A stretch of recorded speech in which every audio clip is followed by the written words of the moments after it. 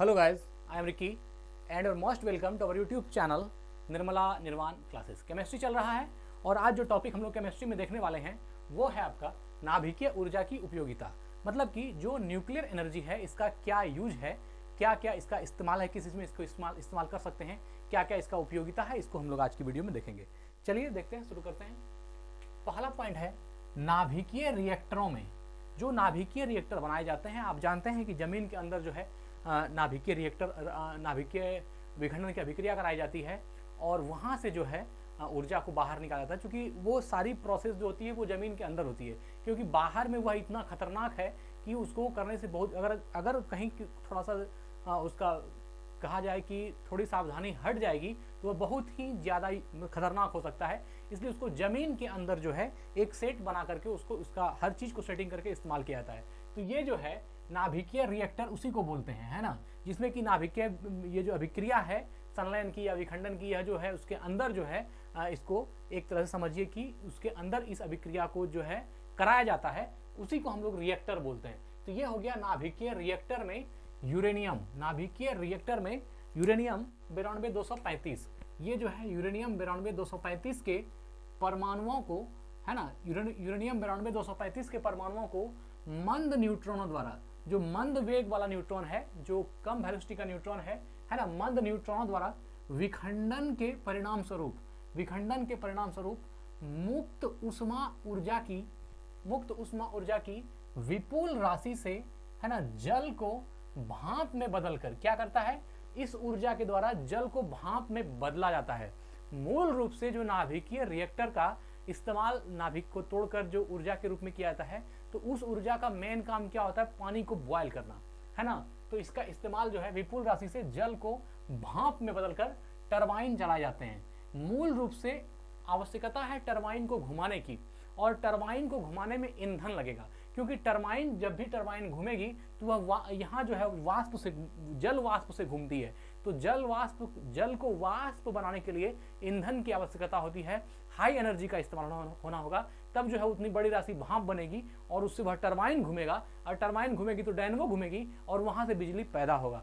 यह जो है प्रोसेस है। लेकिन इस प्रोसेस में जो है सबसे कठिन चीज जो है वह ईंधन है, जिससे कि पानी को, जल को वाष्प में परिणत किया जाता है। तो मेन रूप से वह ईंधन है, उसी में जो है नाभिकीय ऊर्जा का इस्तेमाल किया जाता है, उस पानी को भाप बनाने में, स्टीम बनाने में। तो नाभिकीय रिएक्टरों में यूरेनियम 92-235 के परमाणुओं को मंद न्यूट्रॉन द्वारा विखंडन के परिणाम स्वरूप मुक्त उष्मा ऊर्जा की विपुल राशि से, है ना, ऊर्जा की विपुल राशि से जल को भाप में बदलकर टरबाइन चलाए जाते हैं। जल को भाप में बदल क्या होता है, टरबाइन चलाए जाते हैं, जिससे विद्युत ऊर्जा उत्पन्न होती है। और उस टरबाइन से क्या होती है, विद्युत ऊर्जा उत्पन्न होती है। यहाँ पर यूरेनियम 92-235 की बात इसलिए की गई, जब भी नाभिकीय विखंडन की अभिक्रिया होती है तो आप यह बात जानते हैं कि यूरेनियम 92-235 जो है, यूरेनियम 92-235, इस पर मंद वेग के न्यूट्रॉन से प्रहार किया जाता है और इसके बाद जो है यह बेरियम और क्रिप्टन में टूटता है ना। एक बड़ा नाभिक दो अलग नाभिक में टूटता है, बेरियम और क्रिप्टन में टूटता है और न्यूट्रॉन मुक्त होती है और कुछ ऊर्जा जो है, एनर्जी जो है यहाँ से मुक्त होती है। तो यह अभिक्रिया कराने के लिए, है ना, यूरेनियम 92-235 के परमाणु पर जो है मंद वेग के न्यूट्रॉन से प्रहार करना पड़ता है। इसी चीज को यहाँ पर लिखा है कि नाभिकीय रिएक्टर में यूरेनियम 92-235 के परमाणुओं को मंद वेग के न्यूट्रॉन द्वारा विखंडन के परिणाम स्वरूप मुक्त उष्मा ऊर्जा की विपुल राशि से जल को भाप में बदलकर टरबाइन चलाए जाते हैं, जिससे विद्युत ऊर्जा उत्पन्न होती है ना। तो ये जो यूरेनियम 92-235 का नाभिक है, इस पर मंद वेग के न्यूट्रॉन से जब प्रहार करते हैं तो यह टूटता है, बेरियम और क्रिप्टन में टूटता है और कुछ ऊर्जा जो है मुक्त करती है ना, न्यूट्रॉन मुक्त होता है और कुछ एनर्जी जो है मुक्त करती है। वही एनर्जी जो इस्तेमाल होता है, जो यूरेनियम 92-235 पर नाभिक पर न्यूट्रॉन, मंद वेग वाले न्यूट्रॉन को प्रहार करने के बाद जो ऊर्जा यहाँ से प्राप्त होती है, उसी ऊर्जा से पानी को गर्म किया जाता है और पानी जब गर्म होती है तो वह वाष्प बनती है और वाष्प को जो है ऐसा सेट किया जाता है कि वह टरबाइन पर जो है फोर्स लगा दे और उसका टरबाइन को घुमाई जाती है। टरबाइन को ऐसा वैक्यूम में रखा जाता है कि जब वहाँ पर वाष्प की जब प्रेशर बढ़ती है तो वह टरबाइन घूमता है और वह वाष्प के प्रेशर से ही बार बार, चूंकि प्रेशर में वाष्प जो जल वाष्प बनती है उस वाष्प में बहुत ताकत होती है, तो उसको ऐसा सेट किया जाता है कि वह टरबाइन को घुमाने में सक्षम हो, कैपेबल हो। जब टरबाइन को घुमा देता है, टरबाइन डायनेमो को घुमाती है और उससे बिजली उत्पन्न होती है। ठीक है, आगे बढ़ते हैं। दूसरा पॉइंट है नाभिकीय ऊर्जा का उपयोग जो है, इसका यूज जो है वायुयान, जहाज, पनडुब्बी आदि चलाने में किया जाता है। इन चीजों में भी नाभिकीय ऊर्जा का इस्तेमाल होता है। किसमें? वायुयान में, जहाज में, पनडुब्बी में। इन चीजों को चलाने में भी जो है नाभिकीय ऊर्जा का इस्तेमाल होता है। ठीक है। इसके बाद है रॉकेट उड़ाने में। रॉकेट उड़ाने में भी नाभिकीय ऊर्जा का उपयोग किया जाता है। देखिए रॉकेट को उड़ाने के लिए ईंधन की आवश्यकता होती है, और आप जानते हैं कि यह जो नाभिकीय अभिक्रिया है यह जो है एक ईंधन का काम करती है, क्योंकि आप पहले पॉइंट में भी देखे जल को वाष्प बनाने के लिए वह ईंधन का काम करती है। तो जहां जहां ईंधन का इस्तेमाल होगा वहां वहां उसको यूज किया जा सकता है। ठीक है। सूर्य एवं अन्य तारों, सूर्य एवं अन्य तारों, देखिए हमारा कहने का मतलब है जहां जहां ईंधन का इस्तेमाल होता है वहां वहां इसको इस्तेमाल किया जा सकता है। तो छोटे मोटे चीजों में इसका इस्तेमाल नहीं होता है, क्योंकि बहुत ही ज्यादा संहारक चीज है, एकदम संहार कर देने वाला चीज है, इसलिए इसका इस्तेमाल छोटे मोटे ईंधन के रूप में नहीं है, लेकिन विशाल ऊर्जा के रूप में इसका इस्तेमाल किया जा सकता है। ठीक है। सूर्य एवं अन्य तारों से प्राप्त ऊष्मा, सूर्य एवं अन्य तारों से प्राप्त ऊष्मा एवं प्रकाश ऊर्जा, ऊष्मा एवं प्रकाश ऊर्जा का स्रोत नाभिकीय संलयन अभिक्रियाएं हैं। है ना, क्या बोला? सूर्य एवं अन्य तारों से प्राप्त ऊष्मा एवं प्रकाश ऊर्जा का स्रोत, सूर्य और अन्य तारे से प्राप्त जो है ऊष्मा एवं प्रकाश ऊर्जा का स्रोत नाभिकीय संलयन अभिक्रियाएं हैं। क्या है? नाभिकीय संलयन अभिक्रियाएं हैं जो वहां लगातार चलती रहती है, जो वहां पर क्या होती है? लगातार चलती रहती है। और जो है नेक्स्ट पॉइंट, व्यवहारिक कठिनाइयों के कारण, है ना, व्यवहारिक कठिनाइयों के कारण नाभिकीय संलयन से प्राप्त अपार ऊर्जा का मानवोपयोगी कार्यों में उपयोग की तकनीक अभी पूरी तरह से विकसित नहीं हो सकी है। इसको हम देखेंगे, पहले इसको देख लीजिए। वहां पर जो हमने ऊपर बताया वो आपका मूल जो मोटा मोटी यूज है वो है, लेकिन इसका इस्तेमाल और भी कुछ है जिसको हम यहाँ देख लेते हैं। एक है बिजली उत्पादन में, जिसको कि आपने पढ़ लिया है। नाभिकीय ऊर्जा से बिजली बनाई जाती है, और किस प्रकार बनाई जाती है ये भी हमने देखा। बिजली बनाई जाती है जिसका इस्तेमाल जो है कारखानों में, इस बिजली का इस्तेमाल कारखानों में बड़ी बड़ी मशीनों को चलाने में, कारखानों में बड़ी बड़ी मशीन को चलाने में। देखिए मूल रूप से यह ईंधन का काम करती है, तो जो बड़ी बड़ी मशीन चलाने में ईंधन का उपयोग होता है उसके जगह पे आप इसका इस्तेमाल कर सकते हैं। तो जिसका इस्तेमाल कारखानों में बड़ी बड़ी मशीनों को चलाने में, है ना, यह हो गया बिजली उत्पादन में। फिर है रेडियो एक्टिव आइसोटॉप तैयार करने में। रेडियो एक्टिव आइसोटॉप भी जो है इसमें नाभिकीय ऊर्जा से तैयार होती है। तो नाभिकीय ऊर्जा से कई रेडियो एक्टिव आइसोटॉप तैयार किए जाते हैं। अब देखिए यहाँ हम इसके पहले आप इसी प्लेलिस्ट में केमिस्ट्री में ही देखेंगे तो हमने ये बताया है कि आइसोटॉप का उपयोग क्या क्या है ना। ये जो है समस्थानिक के उपयोग क्या है, रेडियो सक्रिय समस्थानिक के क्या क्या उपयोग हैं वो हमने बताया है। आप उस वीडियो को भी देख लीजिएगा, आपको अच्छे से समझ में आ जाएगा। तो नाभिकीय ऊर्जा से कई रेडियो एक्टिव आइसोटॉप तैयार किए जाते हैं, जिनका इस्तेमाल, इन आइसोटॉप का इस्तेमाल जो है चिकित्सा में होता है, वैज्ञानिक अध्ययन में, चिकित्सा में, वैज्ञानिक अध्ययन में और कृषि में, इन तमाम चीजों में जो है इसका इस्तेमाल होता है ना। रेडियो एक्टिव आइसोटॉप का को तैयार करने में भी जो है नाभिकीय ऊर्जा का इस्तेमाल होता है। रेडियो एक्टिव आइसोटॉप को तैयार करने में नाभिकीय ऊर्जा से कई रेडियो एक्टिव आइसोटॉप तैयार किए जाते हैं, जिनका इस्तेमाल चिकित्सा में, वैज्ञानिक अध्ययन और कृषि में भी होता है ना। कृषि में भी, खरपतवारनाशी में भी जो है आइसोटॉप का इस्तेमाल किया जाता है। नौसेना पोत में परमाणु प्रणोदन में, नौसेना पोत में जो परमाणु प्रणोदन है उसमें भी नाभिकीय ऊर्जा का इस्तेमाल होता है। कई नौसेना पोतों में परमाणु प्रणोदन का इस्तेमाल किया जाता है। बहुत सा ऐसा नौसेना प्रणोदन है जिसमें कि परमाणु प्रणोदन है जिसमें कि इसका इस्तेमाल किया जाता है। फिर है वायु गुणवत्ता में सुधार। वायु की गुणवत्ता में सुधार में भी जो है नाभिकीय ऊर्जा का इस्तेमाल कैसे होता है ये देखिए। नाभिकीय ऊर्जा से कार्बन मुक्त बिजली का उत्पादन होता है। जब नाभिकीय ऊर्जा ज्यादा होगा तो कार्बन मुक्त बिजली होगी। अभी जो आप कोयला जला के बिजली बनाई जाती है, जो हम लोग अभी इस्तेमाल कर रहे हैं, इसमें क्या होता है, इसमें कार्बन होता है। यह जो है कार्बन मुक्त बिजली होगी। अगर यदि नाभिकीय ऊर्जा पूरी तरह से न्यूक्लियर एनर्जी का इस्तेमाल किया जाए तो यह जो है कार्बन मुक्त बिजली होगी। नाभिकीय ऊर्जा से कार्बन मुक्त बिजली का उत्पादन होता है, जिससे वायु गुणवत्ता में सुधार होता है। इससे क्या होता है, वायु की गुणवत्ता में सुधार होता है, क्योंकि कार्बन मुक्त बिजली हो जाती है, उसमें बिजली कार्बन का इस्तेमाल नहीं होता है। अब मान लीजिए कोयला जल रहा है कहीं, तो अगर कोयला जल रहा है तो वह कहीं ना कहीं कार्बन डाइऑक्साइड को छोड़ रहा है और वातावरण को वह प्रदूषित करने में जिम्मेवार है।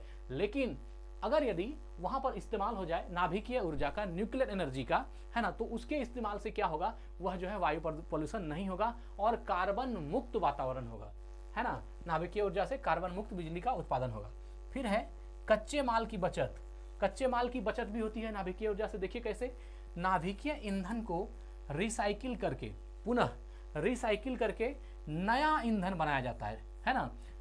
नाभिकीय ईंधन को रिसाइकिल मतलब दोबारा बनना, है ना। नाभिकीय ईंधन को रिसाइकिल करके नया ईंधन बनाया जा सकता है, नया ईंधन बनाया जा सकता है, न्यू फ्यूल बनाया जा सकता है, जिससे प्राकृतिक संसाधनों की बचत होती है। और इससे क्या होती है, प्राकृतिक संसाधनों की बचत होती है। अब मान लीजिए, अब जैसे बिजली में ही अगर इस्तेमाल हो रहा है नाभिकीय ईंधन का, तो जो हमारा प्राकृतिक संसाधन है उसकी तो बचत होगी ना। अब कोयला जो जल रहा है, यह एक नेचुरल रिसोर्स है, प्राकृतिक संसाधन है, तो यह जब जल रहा है तो इसमें कमी आ जाएगी, क्योंकि उसका काम कौन करेगा, नाभिकीय ऊर्जा करेगी, है ना, न्यूक्लियर एनर्जी करेगी, और वहां पर जो है कोयला आपका बचत होगा। तो यह क्या हो गया, प्राकृतिक संसाधनों की बचत भी करता है।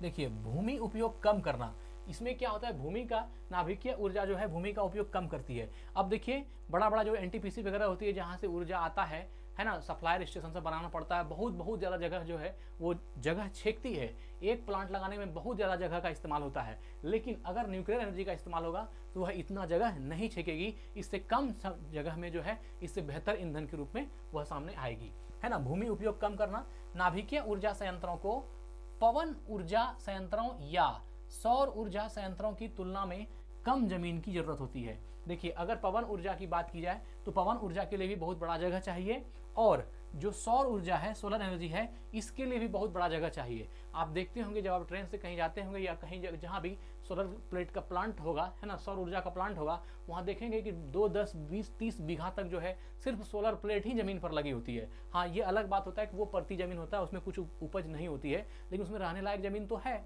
जमीन का इस्तेमाल तो वो कर रहा है। ये अलग बात है कि बंजर भूमि में ही लगी हो, लेकिन वो सोलर प्लांट तो है, वो जगह को तो छेक रहा है। तो यही चीज कह रहा है कि भूमि उपयोग कम करेगा कौन, नाभिकीय ऊर्जा। नाभिकीय ऊर्जा संयंत्रों को पवन ऊर्जा संयंत्रों या सौर ऊर्जा संयंत्रों की तुलना में कम जमीन की जरूरत होती है, ज्यादा जमीन की जरूरत नहीं होती है, और कम जमीन में ही ये काम करती है, ठीक है। उसके बाद है परिचालन लागत कम। परिचालन मतलब एक जगह से दूसरे जगह, ट्रांसपोर्टिंग, परिचालन जो ट्रांसपोर्टिंग बोलते हैं, एक जगह से दूसरी जगह ले जाने में भी जो है यह भी आसान है। परिचालन लागत कम, है ना।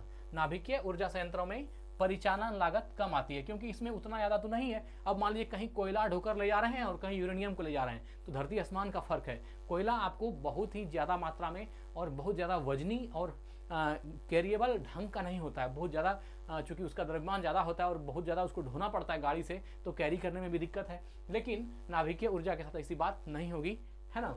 तो वही बोला, परिचालन लागत कम आता है। नाभिकीय ऊर्जा संयंत्र में परिचालन लागत कम आती है, बहुत ही कम आती है, परिचालन में भी ज़्यादा खर्च नहीं है, ठीक है। तो ये सारा उपयोग आपने देखा नाभिकीय ऊर्जा का। एक पॉइंट रह गया जिसको हमने बोला था कि बाद में देखेंगे, वो पॉइंट ये है कि व्यवहारिक कठिनाइयों के कारण, व्यवहारिक कठिनाई है, इतना जितना आपने सुन लिया नाभिकीय ऊर्जा के बारे में, इसको अप्लाई करना, इसको बनाना, इसको यूजफुल करना उतना आसान नहीं है। इसलिए क्या बोला कि व्यवहारिक कठिनाइयों के कारण नाभिकीय संलयन से प्राप्त अपार ऊर्जा का मानवोपयोगी कार्यों में उपयोग की तकनीक अभी पूरी तरह विकसित नहीं है, पूरी तरह से विकसित नहीं हो सकी है। अगर पूरी तरह से विकसित हो जाती तो इस संयंत्र का जो है हम लोग भी इसके बारे में बहुत बेहतरीन ढंग से जान लेते, क्योंकि ये बहुत ज़्यादा डेवलप नहीं है, इसलिए बहुत ज़्यादा ज्ञान इसके बारे में हम लोगों को नहीं है। इसलिए क्या बोला कि यूजफुल तो बहुत है, लेकिन व्यवहारिक कठिनाइयों के कारण इसको व्यवहार में लाने में थोड़ी कठिनाई है। हम लोग इसको समझ गए हैं, जान गए हैं, लेकिन फिर भी व्यवहारिक कठिनाई के कारण, है ना, व्यवहारिक कठिनाइयों के कारण नाभिकीय संलयन से प्राप्त अपार ऊर्जा, बहुत ज्यादा मात्रा में ऊर्जा, अपार ऊर्जा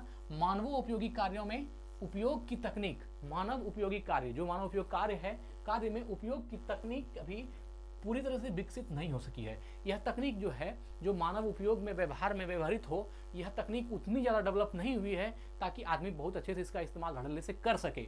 लेकिन जो है आने वाले समय में होगा। उपयोग की तकनीक अभी पूरी तरह विकसित नहीं हो सकी है। यह तकनीक जो है अभी पूरी तरह से डेवलप नहीं है, लेकिन हाँ, बहुत से विकसित देशों में जो है इसका इस्तेमाल हो रहा है और लोग कर भी रहे हैं और हम लोग जान भी रहे हैं इसको।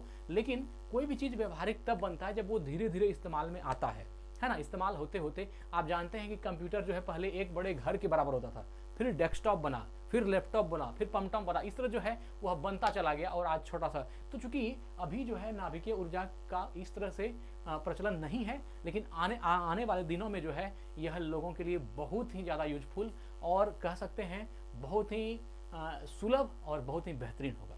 यहीं आज वीडियो को एंड करते हैं। मिलते हैं अगली वीडियो में। धन्यवाद, स्वस्थ रहें, अपना ख्याल रखें। जय हिंद, जय भारत।